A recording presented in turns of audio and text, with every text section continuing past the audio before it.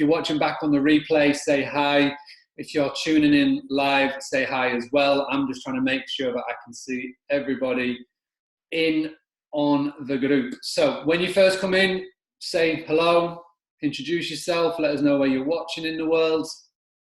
We're going to be talking about Canva today, and we're also going to be announcing the details of the next Facebook competition training. So if anybody has ever done how to run a perfect Facebook competition before, then you will know how effective it is. But I'm going to tell you about the dates. I'm going to tell you about how it's going to work, and I'm going to let you know on a website you can go right now to get access to all the training videos that we're going to be doing about it. Right, let me just see who's in. Make sure you comment when you come on in so I can see you. Hi Claire, hope you're doing well. Let's see who else we have here. Lovely. All right, for whatever reason, my Facebook app is not telling me who is in, so we're going to have to do this blind to an extent until I can figure it out in a little bit more detail. But what I'm going to do is I'm going to get Chris on the call. Let me just unmute him, and we're going to start the video. All right, Chris, how are you doing? Can you hear me okay? Here he is. Yeah, I can hear you fine. How are you doing? Lovely, very good. Thank you very much. All right, so what I would like for you to do, just to start off with, if you could please go and introduce yourself, a little bit about you, what you do, why you are an expert in Canva, and then we'll get started with the interview. Well, cool. My name's Chris McCluckie. For the past 18 months or so, I've been designing social media images for people. Before that, I run a print business, a newspaper, and before that, I was 20 years in advertising sales for newspapers and magazines. The most horriblest job in the world.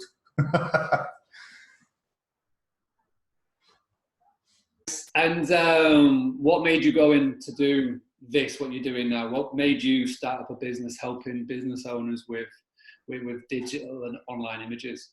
Honestly, I just fell into it. Is the easiest way to say. You know, Dan Meredith, I kind of fell into his world, and it kind of exploded from there.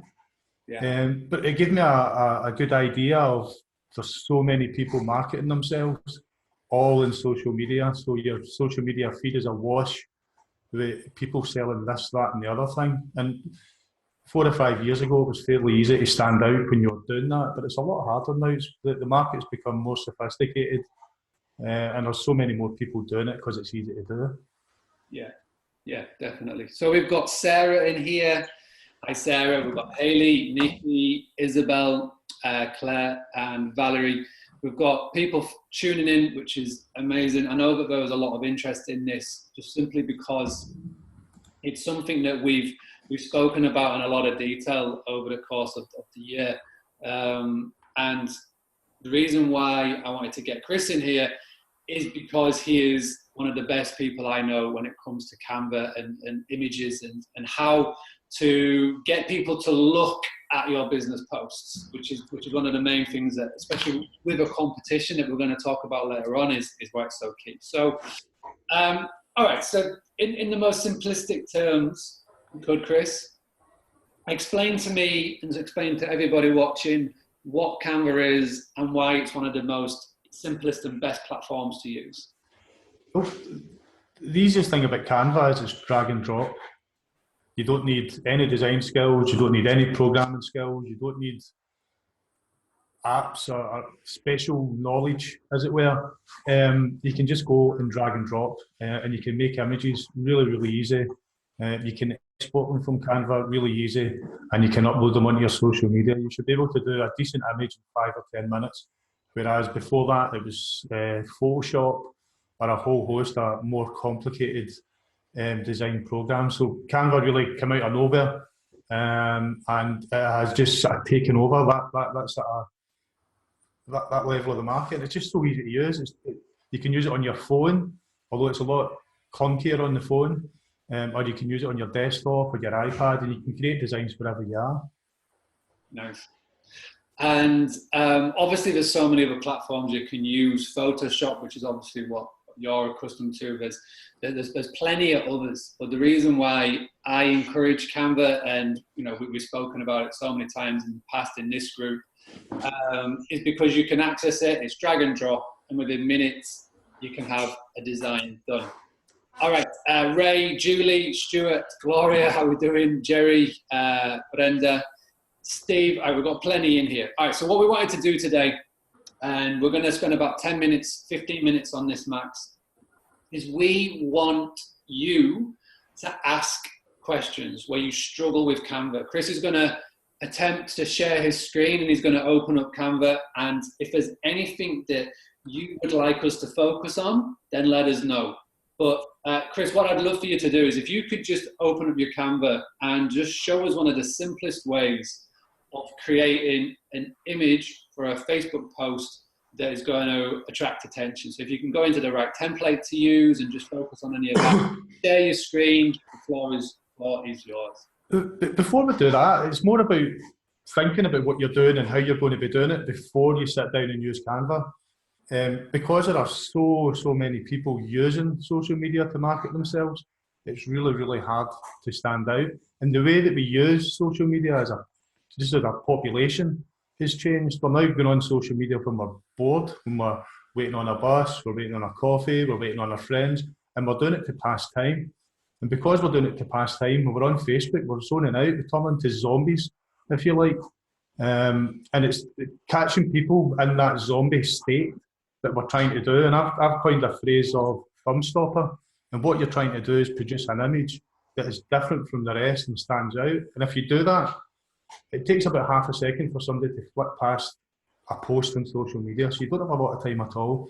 If you can produce an image that's bright enough, colourful enough, and different enough from the rest of the noise, then you'll stop a thumb.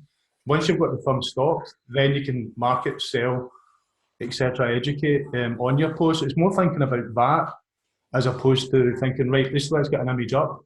Because if you do that, you're then going to just put an image up that's exactly the same as all the other images that are out there, and you'll just blend into the noise. You won't stand out, and that's what we're trying to do, is sort of stand out. I like that, the thumb stopper. And you're 100% right. When people go into Facebook, and just imagine now everybody who's watching this, when you go onto the Facebook, you're right, you're doing it because it could be an advert break in a TV, it could be waiting on guests to arrive, or just in a zombie state. Yeah. So with a right image, with a good image, stand it out. And obviously the reason why we're doing this today is it's in preparation for what will be the next round of how to run a Facebook competition. So with a good image, we can get them to stop, and then we're going to get them to engage. Yeah. Right, so I'm gonna give you the floor here. If you want to share your screen while you're doing that, anybody, if you've got any questions on the Canva, please put it in the comments below, and I will pick them up and relay them onto Chris here. But if you could just walk us through, and obviously is this Canva point 2.0 that you're seeing right now? Yeah, it's Canva 2.0. It's less, because it's an online thing, Canva can be quite glitchy. The 2.0 is less glitchy, it's more user-friendly. It's just easier to use. It's just a sort of next evolution, Canva 2.0. Yeah. So if you could then just walk us through the recommended route that you would do for a Facebook image, just so people can watch. And don't worry if Chris goes too fast. This is being recorded, so you're going to be able to watch this back at any point in the future. So if you could just walk us through the basics of what people should be looking out for, and that would be amazing. For Facebook, I always put custom dimensions in, and the sizes I would use for Facebook would be 1200 pixels by 628 pixels. And I use that for two reasons. One, it fits Facebook perfect. And secondly, you can also recycle the image and use it on LinkedIn and Twitter. So you can use that one image in 3 different social media sites, which saves you having to redesign the image 3 times. Yeah. So we'll pop it open like that.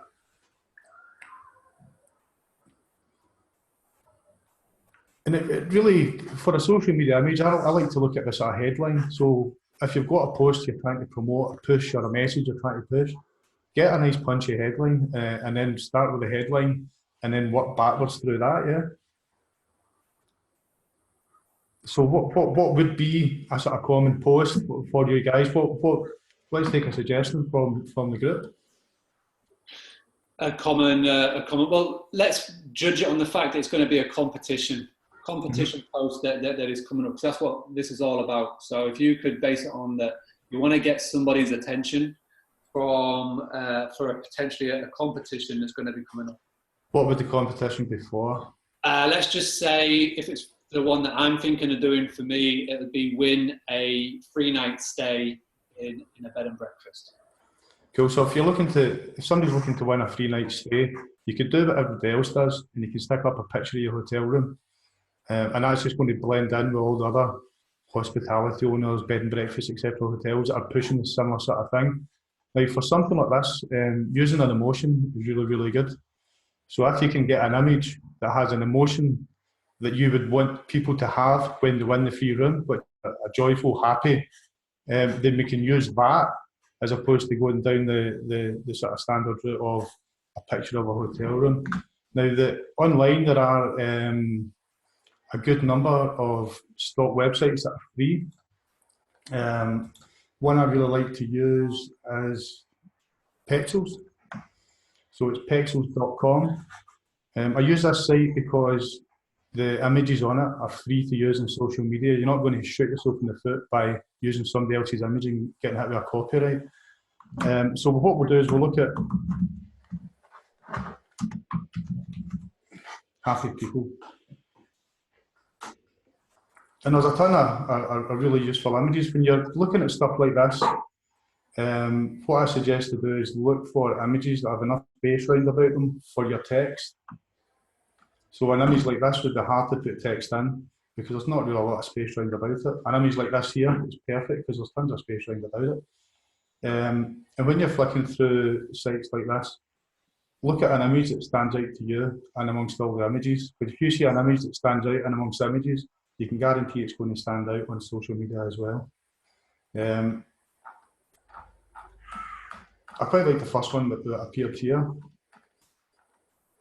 I also quite liked one I just flicked past there. Where was it? Would you recommend, not everybody will have this, but if you've got a photo shoot that was done in the last year of people arriving at your property, you've done like a proper photo shoot with guests or staff posing as guests, would you recommend that? Or is this basically an option if you haven't got people at your property being happy, and enjoying it? It's just an option for a different type of image. If you're looking to stand out and you're looking to do something slightly different from all the other people on social media, if you've got an image of people looking happy, joyful, etc., the process is exactly the same. So we'll use the likes of this one for an example. I'll just download it just now.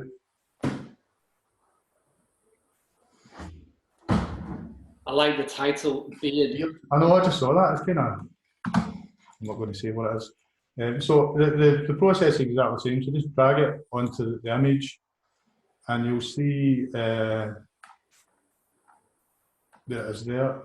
It'll appear on the left hand side there. Just click it and it'll appear on the design there. And all you're doing is resizing it to fit. And actually got it there. And what you're looking to do now is really just think about the headline, what's going to get people in. So to get the text to stand out, I like to put text in coloured backgrounds. So if you knock into elements and then go to shapes,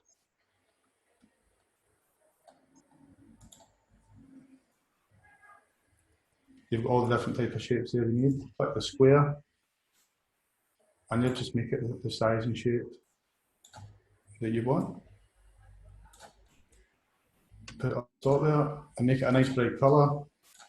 Nice bright colours stop people in their tracks.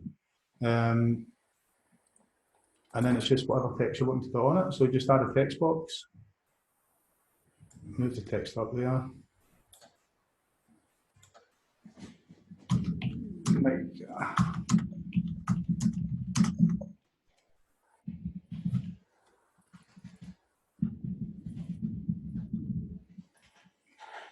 And all you're really doing from there is think of a nice snappy headline. That's not the snappiest of headlines, but yeah, I get what you're talking about here.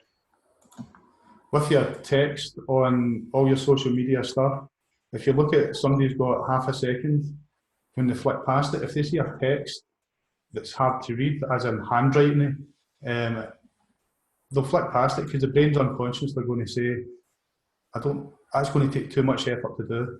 So you want to keep your text nice and big and chunky and as uncomplicated as possible. Yeah, and that's a big thing as well. I've noticed that now is a time of the year when a lot of hospitality owners are redesigning their website. And I've seen a lot of websites, and it works the same with social media where the text is hard to read. When you're redesigning your website and you're looking at a font, you want to keep it as simple to read as possible, just like what Chris is doing here with this, because we've got a very short attention span. And if it's people are lazy, they don't want to have, when they're on social media and they're flicking through, they're not doing it to be entertained, they're doing it to be entertained, they're not doing it to seek out information, they're doing it because they're bored. And if they come across something that is hard to read, then the brain subconsciously is going to say, nope, go on to the next one, and you've lost that chance if you put up a font that's kind of harder to read, as it were. Yeah, 100%. All right, so with the post like this and these images, so the place that you got the image from, are those images totally license free, so you could even use it on your website if you wanted to, or is it just for social media? There it says they're free for personal and commercial use. You can use it for social media, you can use it for your website, you can use it for leaflets, flyers, business cards. Doesn't matter what you're using it for. You can use it. The reason I like this website is everything is free for personal and commercial use. So if somebody's watching this, whoever's watching this now, if you could do me a massive favor and just type in the comment box below, Pexels, PEXELS.com. That is where you go and get it, if you could do that. Valerie actually asked a question just as you were doing that. Can Chris demonstrate what he thinks catches people's eye based on the designs? So I think you've just labeled it perfectly here. Nice image from pexels.com. Make sure that you got wording in there. And again, something that stands out, make sure that the font is easily readable. What font are you using there? Which is the one that you had that was... let me see. Let me go back.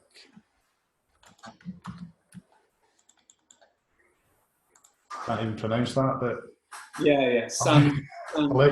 Allegria Sans Black. Yeah. There's a load of them, but the ones you want to avoid are things like this. It's just instantly it's harder to read. It's more complicated and confusing for the eye and to catch. The very, very worst ones are the handwriting ones. Yeah, cannot stand them. I mean, they look beautiful and all the rest of it, but it's there for a reason. The reason is to stop people and get them reading your social media post.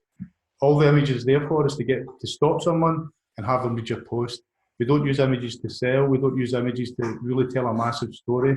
It's more thinking of an image. How can I get them to stop their thumb on that image and then read my text? That's more the psychology behind it, as opposed to making an image that would fit on Vanity Fair or something like that. Here's a good question that's come in from Sarah. How do you link elements together? For example, the text and the background shape. So we've got the text in the background there. All I do is I take my cursor outside it, drag it across, and then you'll see the selection element's got both of them, and then hit group, and then you can drag it about and do what you want. Nice. And at the same time, once you've got it and you want to change something in that, you just hit ungroup. Nice. Does that answer your question, Sarah? So, all right, so I can see lots of things on the screen now. For example, file, resize, undo, redo, spacing, ungroup, elements, background. It looks like it could be really busy bits. For somebody who's using and coming into Canva at a very basic level, what's the main areas that you would recommend them focus on, like on Canva? If you come into Canva from scratch, one thing that would save you time over anything else is to build a template and use that template to make your images going forward.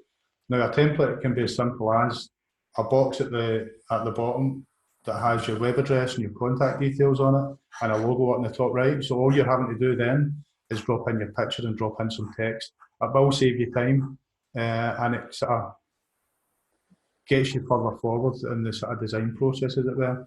So how do you save a template? Sorry. So you basically save the image. I've got my images in there. So like say for a testimonial, click the image, pardon me, and then hit use as template. Nice. So when you've got the template ready, and you can just change it as simple as. Yeah, so for my Chris at the Canva,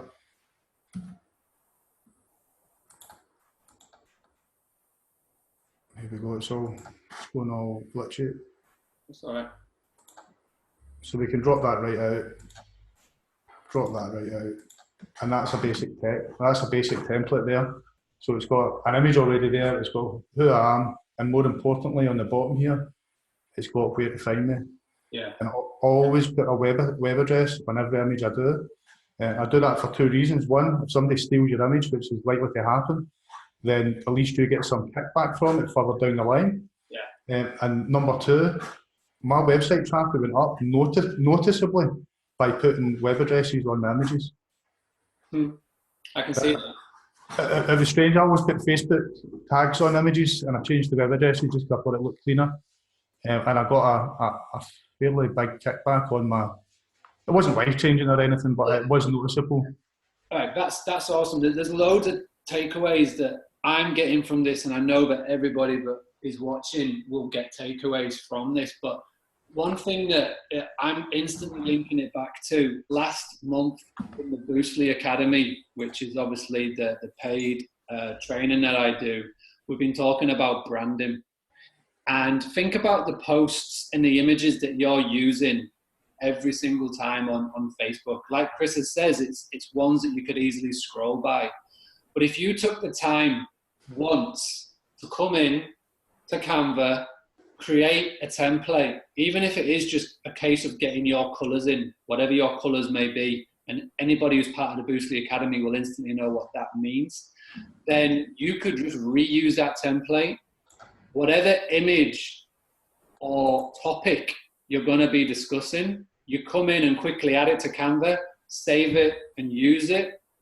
You're going to give yourself a chance more than 80% of the other businesses, not just hospitality, but any business page on Facebook that is going to be potentially on a scroll. And again, if you then couple that with Facebook ads or putting it in front of the right people, especially when we're going to be doing competition training in a very short while, this is some really good stuff. You can take that a stage further and create yourself a branding document. And what that means is you've got, the fonts that you use, that the colours that you use in all your stuff, and the images you've got and the types of logo. And it just means that if you've not made an image for 3 or 4 weeks, your brain tends to forget what you've used in the past. And it's really easy to have this as a sort of reference to keep your images looking consistent further down the line, because people will look for that consistency. Okay, so you've obviously got Canva, the free version, and then there's Canva, the pro version. Is it worthwhile upgrading in your opinion, or can you get by with the free version? The main difference in the pro version is you get a lot more folders to put things in. Okay. And you get a magic resize. You can resize images from one size to another, but the magic resize isn't that great. Now it's $9.99 a month. The only real benefit I can see to it is you get more images. You get more free images and whatnot, but you can get most of your free images from the likes of us. Yeah. For a business owner, everything you need is in the free version of Canva. Yeah. I think instantly there, Chris has saved everybody around about £140 by not having to get Canva Pro, just in case you were thinking it. A question from Tanya. Can we use these Canva images on our website? Would you recommend it? Yeah, definitely. Yeah, I mean, all you're doing there is going to create a design using the custom dimensions. Now you know what size image you need from your website, and just put in whatever size it is there, and then hit new design, and then you can use that image on your website. Yeah. All you're doing to get it on your website is you're hitting download, and you're downloading it as a PNG, and it'll download, and then you just do what you do with a normal image on your website.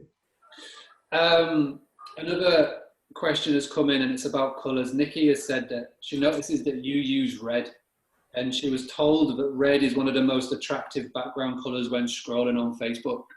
Do you mirror that quote of red is the most attractive, or why do you use red, or is there any other colours that stand out? I'll be honest, I used that red on Crush It by Canva because the original image had that as a background colour, and I just loved the way it reacted with this. Yeah. In terms of colours, you're looking at contrast. So colours that work really well together are black and white, black and red, black and yellow. Yeah, I love black and yellow. That's my personal. Because it stands out. You don't have to have any brain power when you can through social media to read that 3 or 5 word headline, because it pings right off the page at you. So you're just looking at sort of contrasting colours. Yeah, that's class. All right. I think that there's loads of people watching this, and there's going to be loads of people watching this back on the replay, and they will have questions regarding Canva. What I've asked Chris to do, and he is in the group, he's going to be in the group for like a week, so people can ask questions. There's going to be a build up to the competition. So tag him in, Chris McCuckley on the Facebook. But what I've also asked is I've wanted him to put in a link, because I think we can all tell here that Canva is going to be very important, not just for the competition, but for your social media in 2019. Everybody who has heard me bang on about anything when it comes to social media is that your page posts are going to be seen by a lot less people. So what you need to do is, when you are putting a post out, you don't have to be putting out a post a day. That's gone. It's now you can get away with 1 post a week, but you've got to make sure that that 1 post has got a really good image and some good text behind it. So Chris is going to put a link in to his website, and you can go and ask him questions there. But also as well, please send him a message if you've got any questions. And if you want to find out more about Canva, if this is something that you want to get better at, is your images and how to stand out on social, please reach out to Chris, and he'll send you a link on how he can help you a little bit more. There's loads of questions coming in, 3D, all that sort of thing. But if what I'll do is that I'll get Chris tagged into the post after this live video, and then you can go in, ask him, and he'll be able to respond back there. But Chris, really appreciate that. Is there anything else that you want to say before I mute you and let you go, or have you pretty much covered everything on the basic level that you wanted to tell people? It's just really thinking about the psychology of people on Facebook are bored. They're not there to be. They're there to be entertained, and they're there because they're just waiting on something or avoiding something. And then thinking, the image I'm putting out, is it different enough from all the other images? And you can see on Canva has a load of pre-built stuff, pre-built templates. And if you're using something like that, it's dead easy to do. You can guarantee there's another 10,000 people use that as well. Yeah. So try and be original in terms of what you're doing, so you don't blend into the sort of noise. Yeah. All right, everybody, I want for you to comment below with your takeaways from these videos. Like I say with all of these, is there's so many videos that we do, and there's so many trainings that we do. But you got to take away just one thing. If you can take just one thing away, I want to know what that is, because for me, pexels.com is a fantastic resource. Number 2 is how to use some of the most basic functions of Canva that I've never even known about. You know, I want to know what everybody that's been watching, and we've had a real steady flow of people. So first and foremost, say thank you to Chris. That is amazing. Go on. One more thing, when you're looking to design your images, do them 1 or 2 ways. Do the headline on the top, with a picture in the middle, and your website at the bottom. Or, like this one with the pizza here, do the image on the left-hand side with your text on the right, and then your website at the bottom. The reason that we're doing this is people read from left to right, top to bottom in the Western world. Now, it may seem odd, but if you've got the text on the left-hand side and image on the right-hand side, then it's a lot more uncomfortable subconsciously to read. So I like to put images on the left-hand side, all the text on the right, and it flows from top to bottom. So you've got the headline, any text, and then the website, and it sort of flows a lot easier for people to read. Nice. All right, I'm going to let you go. Appreciate it, buddy. And anybody who's got any questions, let Chris know. I'm going to stop your video, and I'm going to mute. And if you could just stop sharing your screen, that'd be amazing. All right. Let's finish this off now with what we've been doing this all about. I mentioned that there's going to